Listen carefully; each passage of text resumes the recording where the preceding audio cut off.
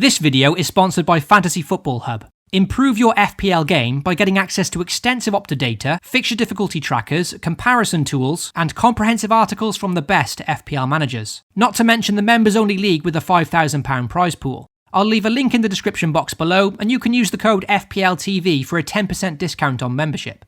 Warning, the player selections you're about to see may flop miserably. FPL TV cannot be held responsible for any of your own transfer shockers. Please, FPL responsibly.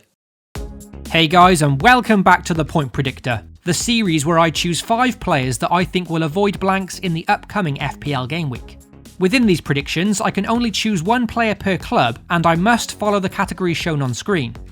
As this is the opening week of the season, let's jump straight into my predictions for Game Week 1. Without any stats or data to go off heading into these games, there's only 2 defences I really trust, and that's Man City and Liverpool. Therefore, for my defensive option this week, I've chosen Kyle Walker away to West Ham. On paper, Liverpool's fixture at home to Norwich does look the better of the two, but with Norwich scoring an impressive 93 goals in the Championship, and considering Liverpool's iffy pre-season, it wouldn't surprise me to see Norwich nick a goal there. Away to West Ham is by no means a banker either, but this fixture has been a positive one for Man City over the years, and providing they dominate possession as they so usually do, this should limit West Ham's chances.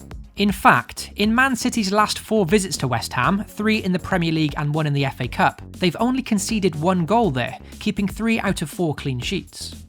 With Man City signing Cancelo from Juventus in the last few days, that does add a lot of rotation risk to Walker's starting place. However, for the first game week of the season, I think he's safe to start, and did look impressive in last weekend's Community Shield.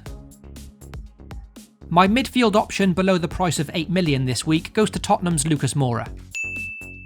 Last season, the Brazilian proved to be a potentially very explosive option when played, and it was mostly his lack of guaranteed minutes that really put FPL managers off. I think the same can be said again for this season, but for the opening game week where his teammate Son Heung-min remains suspended, I don't think there's any concerns over Lucas Moura starting this one, a seemingly nice home fixture against Aston Villa. Therefore, he may not be a viable pick for the long term, but I quite like him as an option for the opening weekend at home to Villa. His opponents have made a multitude of signings this summer as they prepare for life in the Premier League, and it's yet to be seen if this will impact their season for better or worse. What we do know is that this team will have a lot of changes since their last competitive game, and to me this suggests a potential lack of cohesion, and they could therefore be left exposed. For my any-priced midfielder, having not chosen a Liverpool defender now allows me to pick the reliable Mo Salah at home to Norwich. As mentioned earlier, it wouldn't shock me at all to see Norwich score in this one. They're a very attacking side, and manager Daniel Farke has suggested he's not going there to park the bus. From an FPL perspective, this is music to our ears, because Mo Salah could have plenty of chances in this one. Norwich also head into this game with a few defensive injuries, which adds further appeal to Salah as a strong captaincy option this week. And with the Canaries' young and forward-thinking fullbacks, there could be lots of space for the Egyptian to exploit.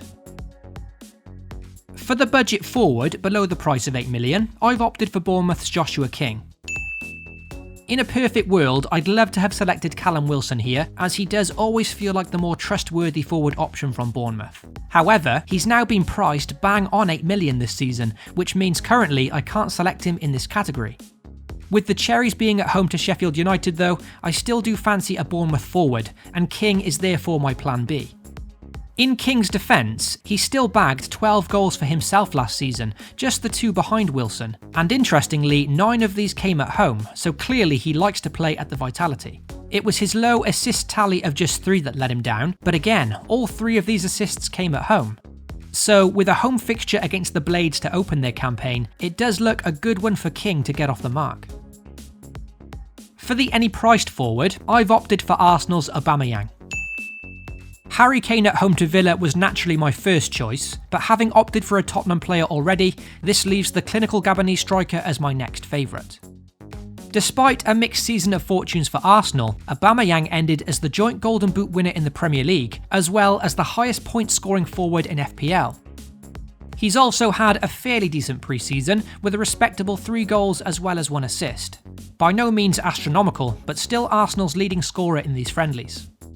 Arsenal face Newcastle away in Game Week 1, who now begin life under Steve Bruce, not the most popular of appointments. And despite the Gunners having a poor away record last year, it wasn't their goal scoring that was the problem, with them ending as the league's third highest scoring team. And that wraps up my first Point Predictor episode of the season. If you enjoyed the episode or are new to the series, be sure to drop a like on the video and also get subscribed to FPL TV if you'd like to see more.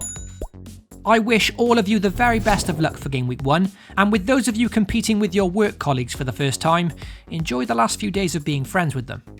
FPL responsibly, and I'll catch you all very soon.